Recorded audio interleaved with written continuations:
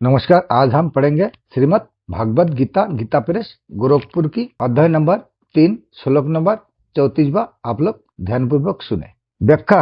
प्रत्येक इंद्रियों के प्रत्येक विषय में राग देश को अलग अलग स्थित बताने के लिए यह पद 2 बार प्रयुक्त हुआ है। तात्पर्य यह है कि प्रत्येक इंद्रियों नेत्रों रचना और घ्राण के प्रत्येक विषय शब्द स्पर्श रूप रस और गंध में अनुकूलता प्रतिकूलता की मान्यता से मनुष्य के राग देश स्थित रहते हैं। इंद्रियों के विषय में अनुकूलता का भाव होने पर मनुष्य का उस विषय में राग हो जाता है और प्रतिकूलता का भाव होने पर उस विषय में देश हो जाता है। वास्तव में देखा जाए तो राग देश इंद्रियों के विषय में नहीं रहते। यदि विषय में राग देश स्थित होते तो एक ही विषय सभी को समान रूप से प्रिय अथवा अप्रिय लगता, परंतु ऐसा होता नहीं। जैसे वर्षा किसान को तो प्रिय लगती है पर कुमार को अप्रिय। एक मनुष्य को भी कोई विषय सदा प्रिय या अप्रिय नहीं लगता। जैसे ठंडी हवा गर्मी में अच्छी लगती है पर सर्दी में बुरी, इस प्रकार सब विषय अपने अनुकूलता या प्रतिकूलता के भाव से ही प्रिय अथवा अप्रिय लगते हैं। अर्थात मनुष्य विषयों में अपना अनुकूल या प्रतिकूल भाव करके उनको अच्छा या बुरा मानकर राग देश कर लेता है। इसलिए भगवान ने राग देश को प्रत्येक इंद्रियों के प्रत्येक विषय में स्थित बताया है।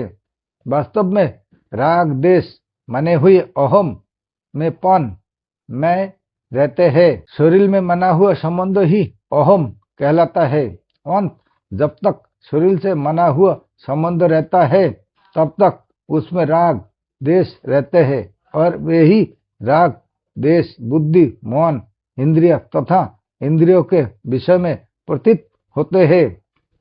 इसी अध्याय के 43वें श्लोक तक भगवान ने इन्हें राग देश की काम और क्रोध के नाम से कहा है। राग और देश के ही स्थूल रूप काम और क्रोध है। 40वें श्लोक में बताया है कि यह काम इंद्रियों मन और बुद्धि में रहता है। विषयों की तरह इनमें इंद्रियों मन और बुद्धि में काम होने के कारण ही भगवान ने इनको काम का निवास स्थान बताया है। जैसे विषयों में राग देश की प्राप्ति मात्र है, ऐसे ही इंद्रियों मन और बुद्धि में भी राग देश की प्रतीति मात्र है। ये इंद्रिय मन और बुद्धि तो केवल कर्म करने के कारण औजार है। इनमें काम क्रोध अथवा राग देश है ही कहा। इसके सिवाय दूसरे अध्याय के 59वें श्लोक में भगवान कहते हैं कि इंद्रियों के द्वारा विषय को ग्रहण न करने वाला पुरुष के विषय तो निवृत्त हो जाते हैं पर उनमें रहने वाला उसका राग निवृत्त नहीं होता। यह राग परमात्मा का साक्षात्कार होने पर निवृत्त हो जाता है। इन पदों से भगवान साधक को आश्वासन देते हैं कि राग देश की निवृत्ति उत्पन्न होने पर उसे साधक और साधों से कभी निराश नहीं होना चाहिए, अपितु राग देश की वृत्ति के वशीभूत होकर उसे किसी कार्यों में प्रवृत्त अथवा निवृत्त नहीं होना चाहिए। कर्मों में प्रवृत्ति या निवृत्ति शास्त्र के अनुसार ही होनी चाहिए। गीता 16वें अध्याय का 24वां श्लोक यदि राग देश को लेकर ही साधक की कर्मों में निवृत्ति या निवृत्ति होती है तो इसका तात्पर्य यह होता है कि साधक राग देश के वश में हो गया है। राग पूर्वक प्रवृत्ति या निवृत्ति होने से राग पुष्ट होता है और देश पूर्वक प्रवृत्ति या निवृत्ति होने से देश पुष्ट होता है। इस प्रकार राग देश पुष्ट होने के फल स्वरूप पतन ही होता है। जब साधक संसार का कार्य छोड़कर भजन में लगता है तब संसार की अनेक अच्छी और बुरी फुर्सतें उत्पन्न होने लगती है, जिससे वह घबरा जाता है। यह भगवान साधक को मानो आश्वासन देते हैं कि उसे घबराना नहीं चाहिए। इन फुर्सतों की वास्तव में सत्ता ही नहीं है, क्योंकि ये उत्पन्न होती है, और यह सिद्धांत है कि उत्पन्न होने वाली वस्तु नष्ट होने वाली होती है। अंत विचार पूर्वक देखा जाए तो फुर्सतें आ नहीं रही है, प्रस्तुत आ रही है। कारण यह है कि संसार का कार्य करते समय अवकाश न मिलने से फुर्सतें दबी रहती है, और संसार का कार्य छोड़ते ही अवकाश मिलने से पुराने संस्कार फुर्सतों के रूप में बाहर निकलते लगते हैं। अंत साधक को इन अच्छी या बुरी फुर्सतों से भी राग द्वेष नहीं करना चाहिए। प्रस्तुत सावधानी पूर्वक इनकी अपेक्षा करते हुए स्वयं तटस्थ रहना चाहिए। इसी प्रकार उसे पदार्थों, व्यक्ति, विषय आदि में भी राग द्वेष नहीं करना चाहिए। राग द्वेष पर विजय पाने के उपाय। राग द्वेष के वशीभूत होकर कर्म करने से राग द्वेष पुष्ट प्रबल होते हैं और अशुद्ध प्रकृति स्वभाव का रूप धारण कर लेते हैं। प्रकृति के अशुद्ध होने पर प्रकृति की अधीनता रहती है। ऐसी अशुद्ध प्रकृति की अधीनता से होने वाले कर्म मनुष्य को बंधते हैं। अंत राग देश के वश में होकर कोई प्रवृत्ति या निवृत्ति नहीं होनी चाहिए। यह उपाय यह बताया गया। इससे पहले भगवान कह चुके हैं कि जो मेरे मत का अनुसरण करता है वह कर्म बंधन से छूट जाता है। गीता 3 अध्याय का 21वां श्लोक।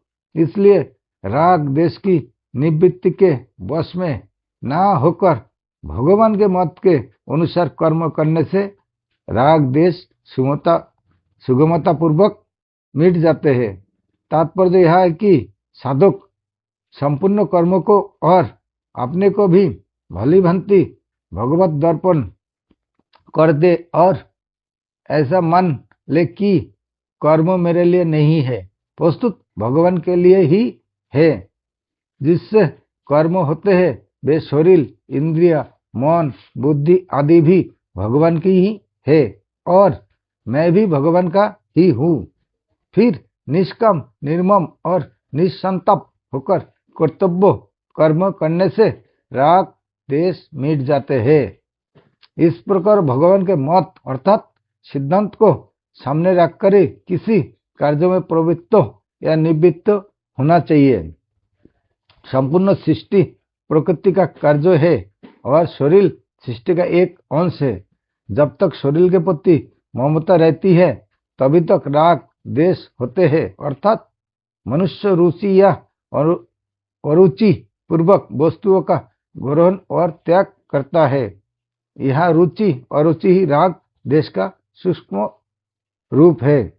राग द्वेष पूर्वक निवृत्ति होने से प्रवृत्ति या निवृत्ति होने से राग द्वेष पुष्ट होते हैं। परंतु शास्त्रों को सामने रखकर किसी कर्म में प्रवृत्त या निवृत्त होने से राग द्वेष मिट जाते हैं। कारण कि शास्त्रों के अनुसार चलने से अपनी रुचि और अरुचि की मुख्यता नहीं रहती। यदि कोई मनुष्य शास्त्रों को नहीं जानता तो उसके लिए महर्षि व्यास के वचन है, हे मनुष्य, तुम लोग धर्म का सार सुनो और सुनकर धारण करो कि जो हम अपने लिए नहीं चाहते उनको दूसरे के प्रति ना करे।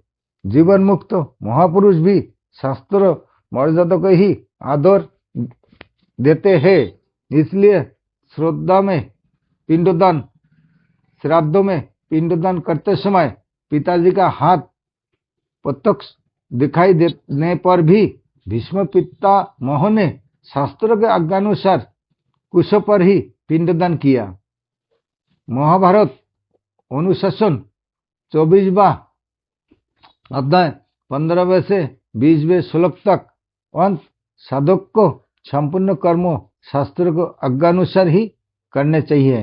राग देश मिटाने के इच्छुक साधकों के लिए तो कर्म करने में शास्त्र प्रमाण की आवश्यकता रहती है, पर राग देश से सर्वथा रहित महापुरुष का अंतःकरण इतना शुद्ध निर्मल होता है कि उसमें 7 वेदों का तात्पर्य प्रकट हो जाता है, चाहे वह पढ़ा लिखा हो या ना हो।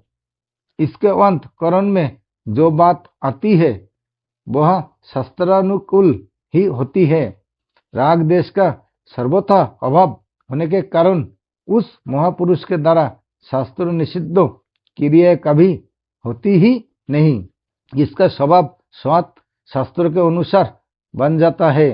यही कारण है कि ऐसे महापुरुष के आचरण और वचन दूसरे मनुष्य के लिए आदर्श होते हैं। गीता 3 अध्याय का 21वां श्लोक अंत उस महापुरुष के आचरण और वचनों का अनुसरण करने से साधक के राग देश भी मिट जाते हैं। कुछ लोग ऐसा मानते हैं कि राग देश अंतःकरण के धर्म है, अंत इनको मिटाया नहीं जा सकता, पर यह बात युक्ति संगत नहीं दिखती। वास्तव में राग देश अंतःकरण के अगुणुक विकार है, धर्म नहीं। यदि ये अंतःकरण के धर्म होते तो जिस समय अंतःकरण जागृत रहता है उस समय राग देश भी रहते, अर्थात इनकी सदा ही प्रतीति होती। परंतु इनकी प्रतीति सदा ना होकर कभी कभी ही होती है। साधन करने पर राग देश कम होते हैं, यह साधकों का अनुभव है। कम होने वाली वस्तु मिटने वाली होती है। इससे भी सिद्ध होता है कि राग देश अंतःकरण के धर्म नहीं है। भगवान ने राग देश को मनोगत कहा है। ये मन में आने वाले हैं, सदा रहने वाले नहीं। इसके अतिरिक्त तो भगवान ने राग देश को विकार कहा है। गीता 13वें अध्याय का 6वां श्लोक और प्रिय अप्रिय की प्राप्ति में चित्त के सदा समो रहने की साधन कहा है। 13वें अध्याय का 9वां श्लोक यदि राग देश अंतःकरण के धर्म होते तो यह समुचितता रूप साधन बन ही नहीं सकता। धर्म स्थायी रहता है और विकार अस्थायी अर्थात आपने जाने वाले होते हैं। राग देश अंतःकरण में आने जाने वाले हैं, अंत इनको मिटाया जा सकता है। प्रकृति जड़ और पुरुष चेतन दोनों भिन्न भिन्न है। इन दोनों का विवेक सत सिद्ध है। पुरुष इन विवेक को महत्व ना देकर प्रकृति जन्य शरीर से एकता कर लेता है और अपने को एक देशीय मान लेता है। यह जड़ चेतन का तात्मा ही अहम मैं कहलाता है और इसी में राग देश होता मैंपन मैं राग देश रहते हैं और राग देश से अहोता पुष्ट होती है। यही राग देश बुद्धि में पतित होते हैं, जिससे बुद्धि में सिद्धांत आदि को लेकर अपनी मान्यता प्रिय और दूसरे की मान्यता अप्रिय लगती है। फिर ये राग देश मन में पतित होते हैं, जिसके मन में अनुकूल बातें प्रिय और प्रतिकूल बातें अप्रिय लगती है। फिर यही राग देश इंद्रियों में पतित होते हैं, जिससे इंद्रियों के अनुकूल विषय प्रिय और प्रतिकूल विषय अप्रिय लगते हैं। यही राग देश इंद्रियों के विषयों शब्द स्पर्श रूप रस और गंधों में अपनी अनुकूल और प्रतिकूल भावों को लेकर पतित होते हैं। अंत जड़ चेतन की गृहस्थी रूप अहोता मैंपन में मिटाने पर राग देश का सर्वथा अभाव हो जाता है, क्योंकि अहोता पर ही राग देश टिके हुए है। मैं सेवक हूँ, मैं जिज्ञासा हूँ, मैं भक्त हूँ। ये सेवक, जिज्ञासु और भक्त जिस मैं में रहते हैं, उसी मैं में राग देश भी रहते हैं।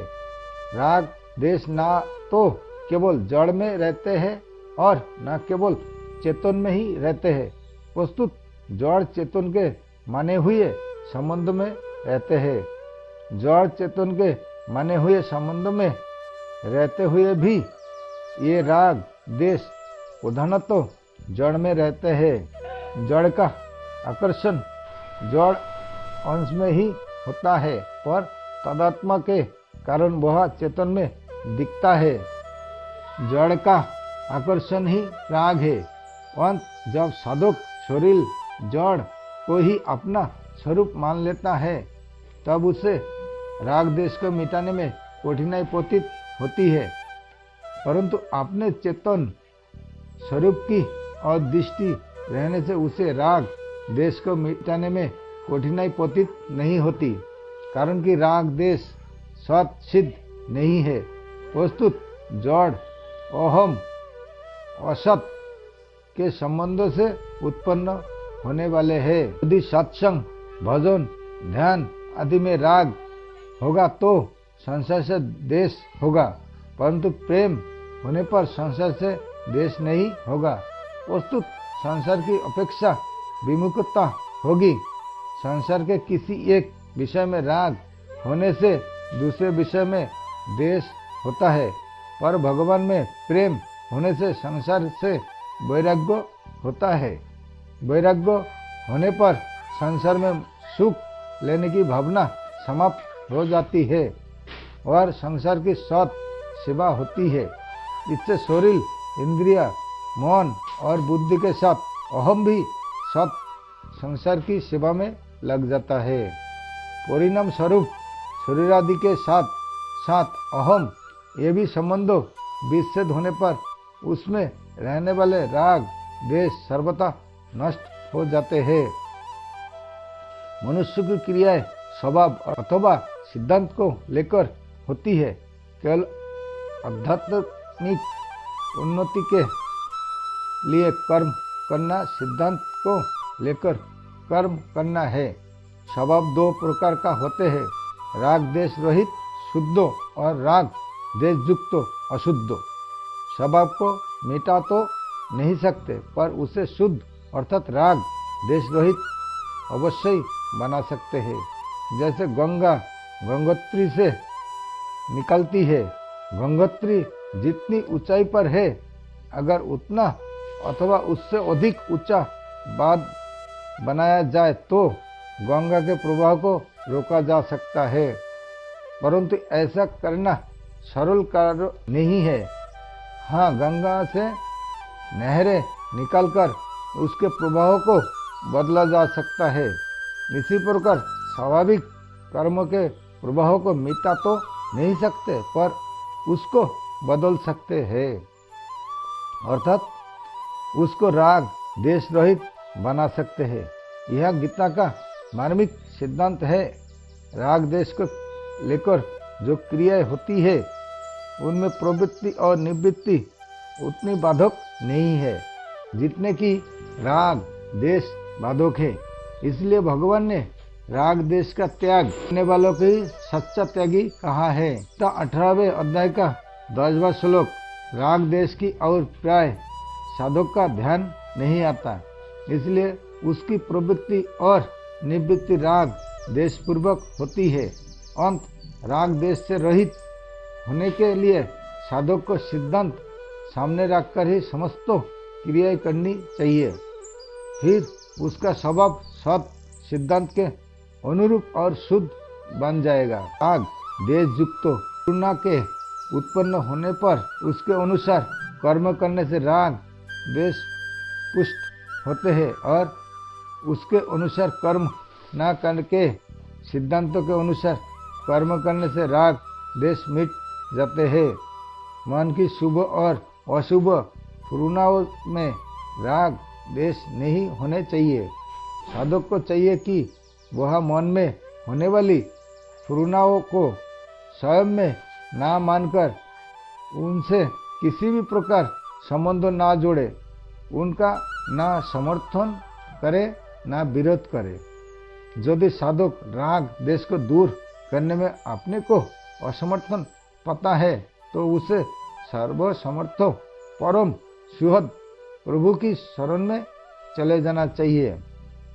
फिर प्रभु की कृपा से उसके राग देश दूर हो जाते हैं। गीता 7वें अध्याय का 14वां श्लोक और परम शांति की प्राप्ति हो जाती है।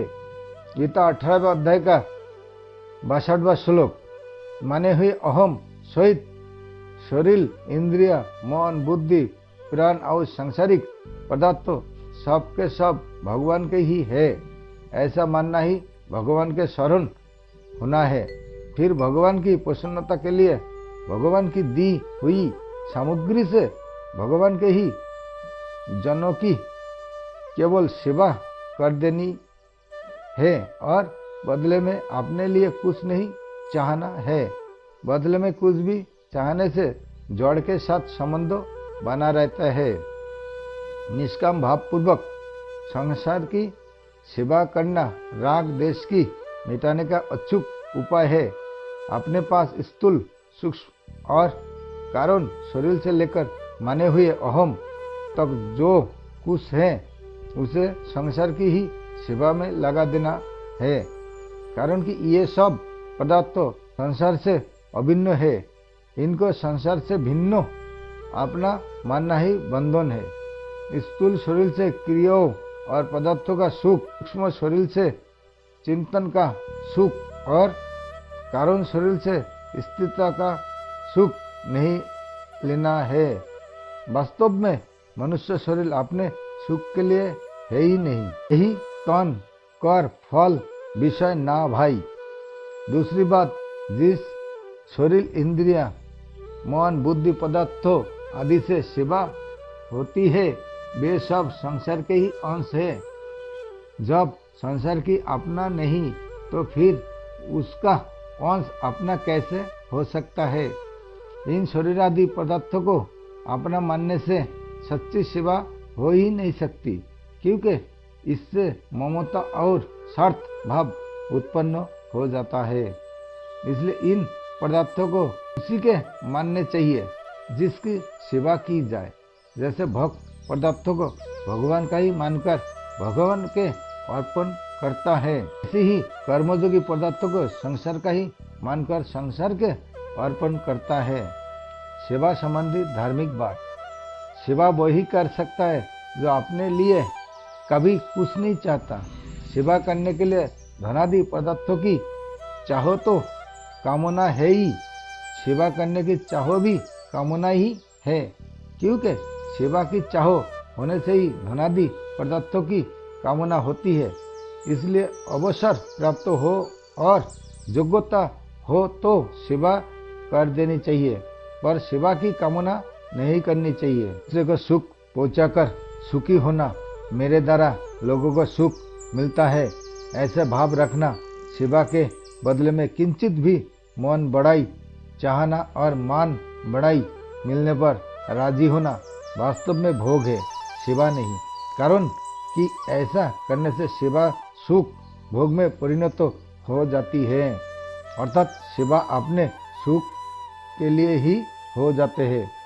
अगर सेवा करने में थोड़ा भी सुख लिया जाए तो वह सुख धनादि पदार्थों में महत्व बुद्धि पैदा कर देता है, जिससे क्रमशः ममता और कामना की उत्पत्ति होती है।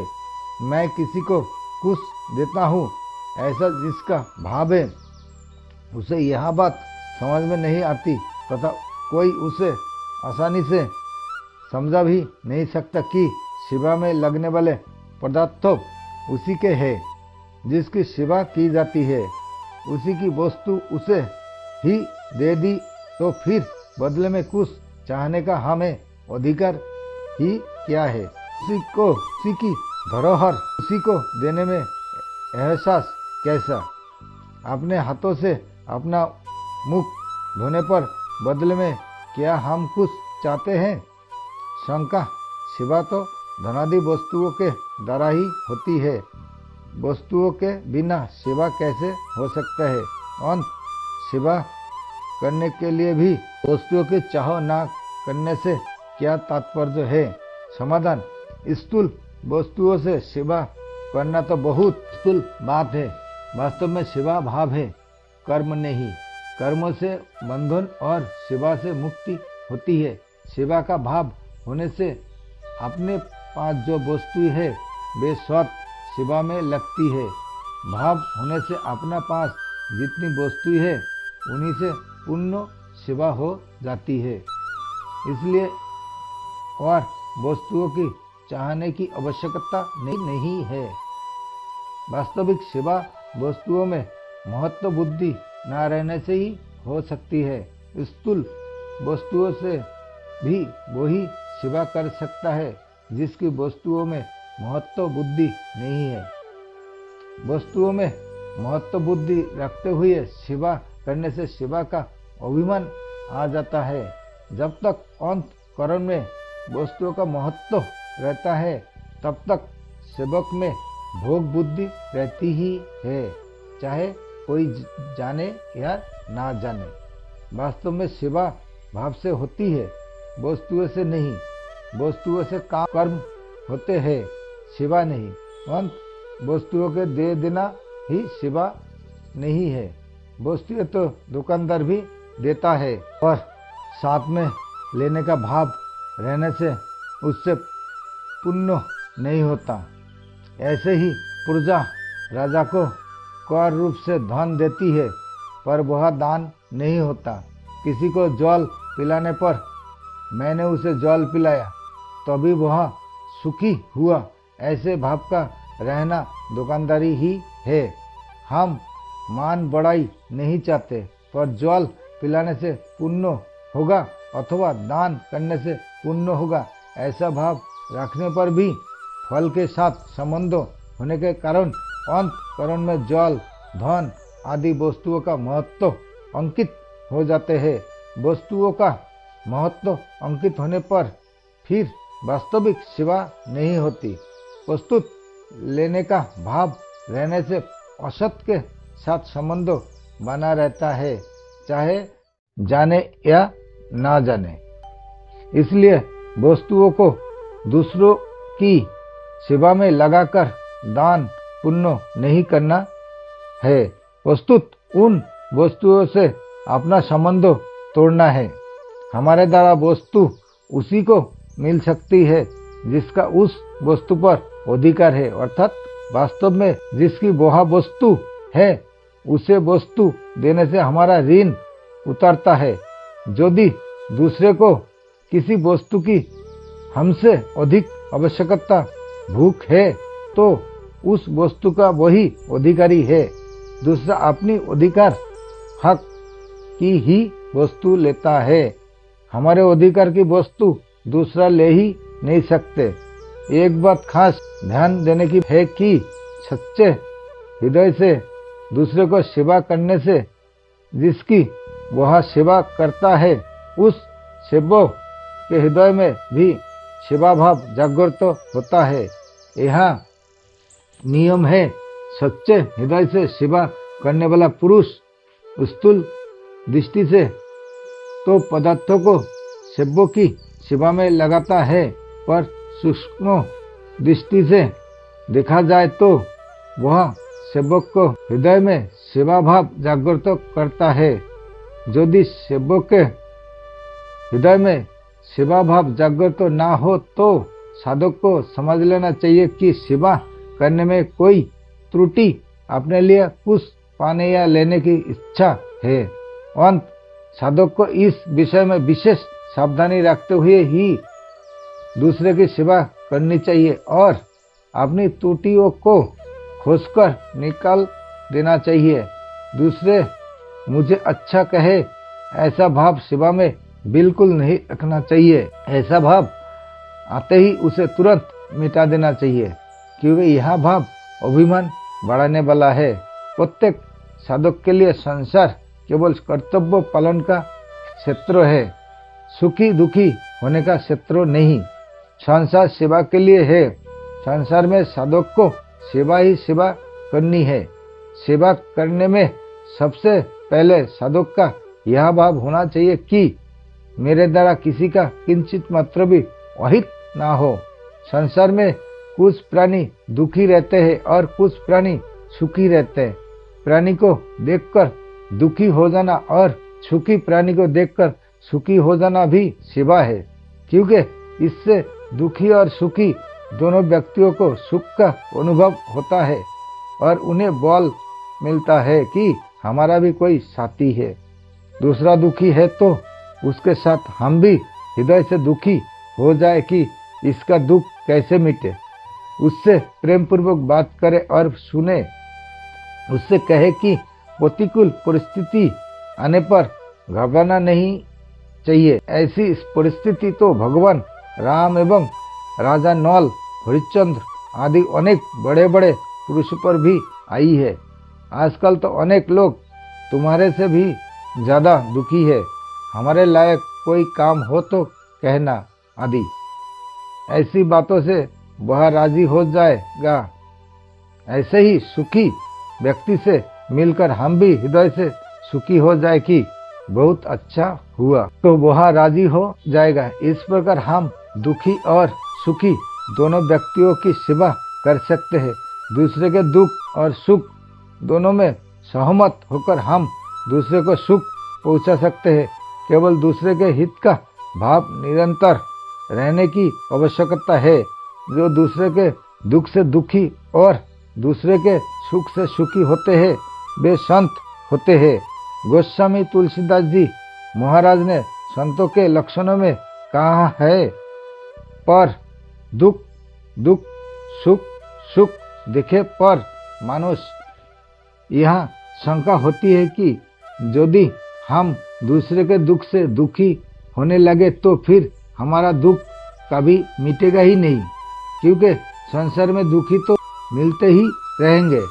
इसका समाधान यह है कि जैसे हमारा ऊपर कोई दुख आने से हम उसे दूर करने की चेष्टा करते हैं, ऐसे ही दूसरे को दुखी देखकर अपनी शक्ति के अनुसार उसका दुख दूर करने की चेष्टा होती है। उसका दुख दूर करने की सच्ची भावना होनी चाहिए। अंत दूसरे के दुख से दुखी होने का तात्पर्य उसके दुख को दूर करने का भाव तथा चेष्टा करने में है, जिससे हमें प्रसन्नता ही होगी, दुख नहीं।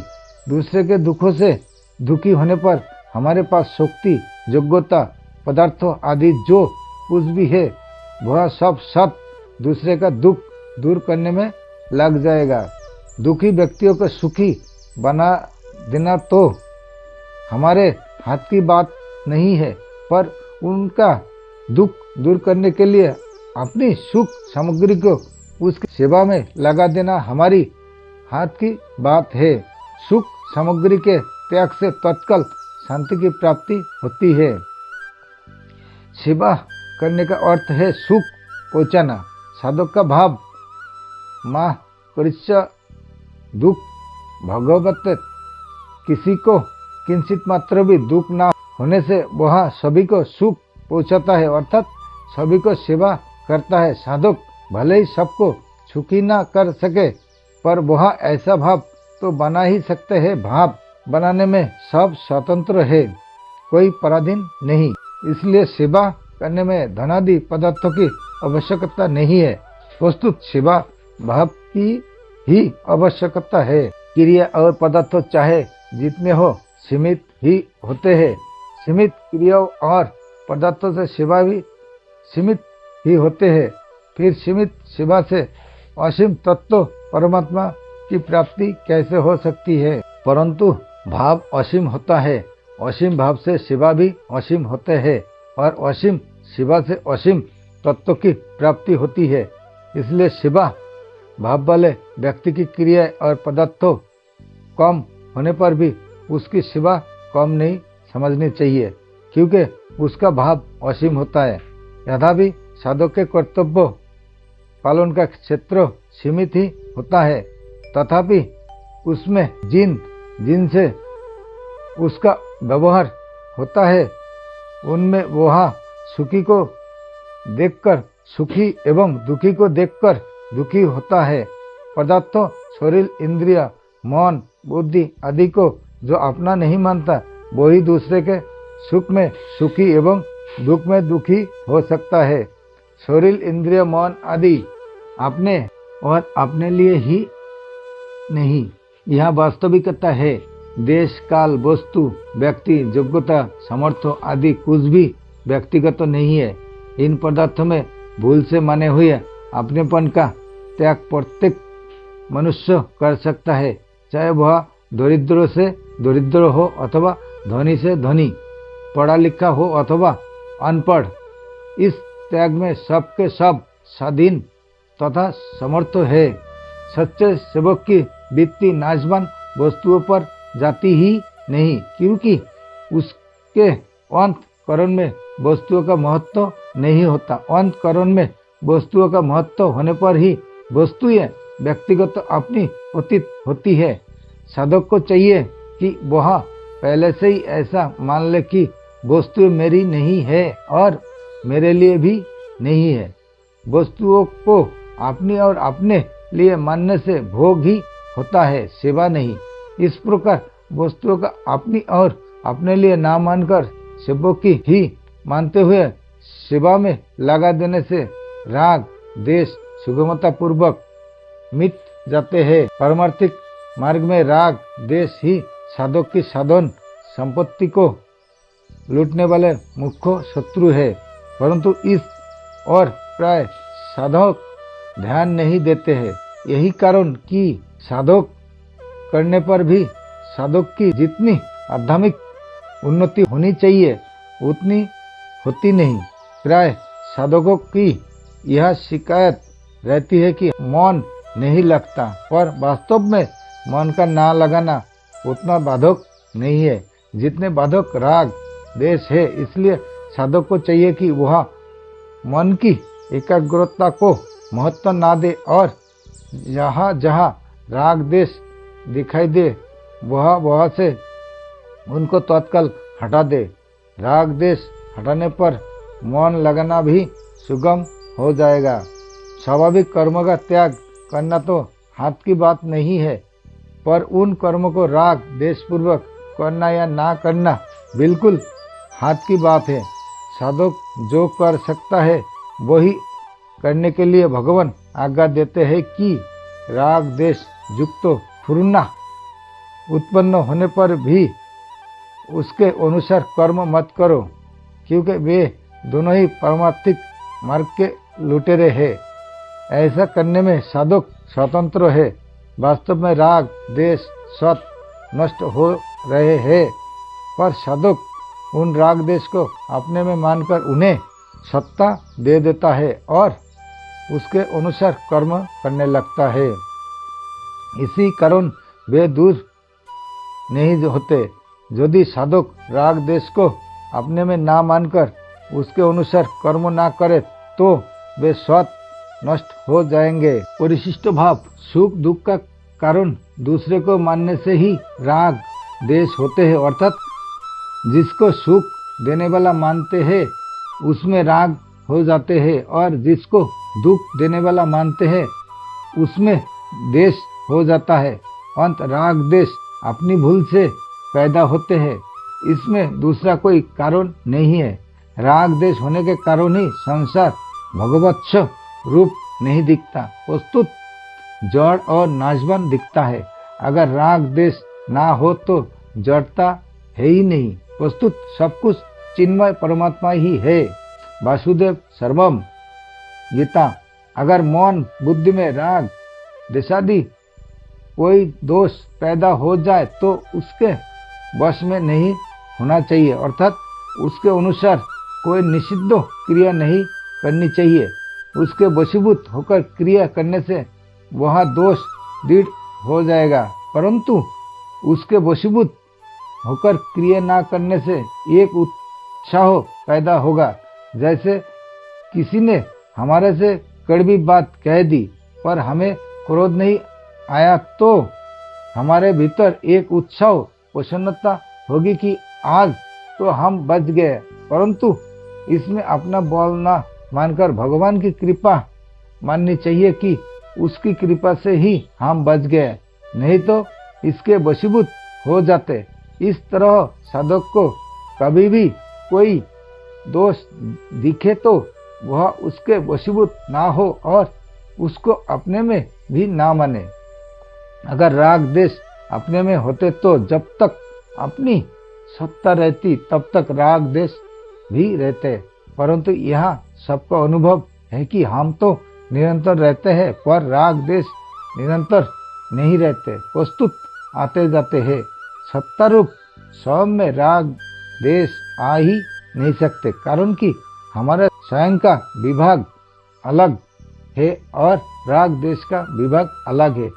जिसको राग देश के आने जाने का ज्ञान होता है वह राग देश से अलग होते हैं और राग देश हमारे से भी अलग है और जिसमें ये प्रतीत होते हैं उन मौन बुद्धि आदि से भी अलग है। मनोगतान गीता पदों का तात्पर्य है कि अनुकूलता प्रतिकूलता दोनों में राग ना करे, प्रस्तुत उनका सदुपयोग करे, अर्थात अनुकूलता में दूसरे की सेवा करे और प्रतिकूलता में अनुकूलता की इच्छा का त्याग करे। पदों का तात्पर्य है कि अनुकूलता प्रतिकूलता में सुखी दुखी ना हो।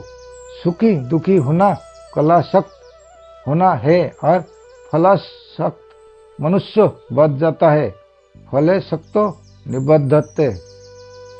गीता समझो राग देश के वश में ना होकर क्या करना चाहिए और क्या नहीं करना चाहिए, इसका उत्तर भगवान आगे के श्लोक में देते हैं। नमस्कार, आज के लिए यह तक।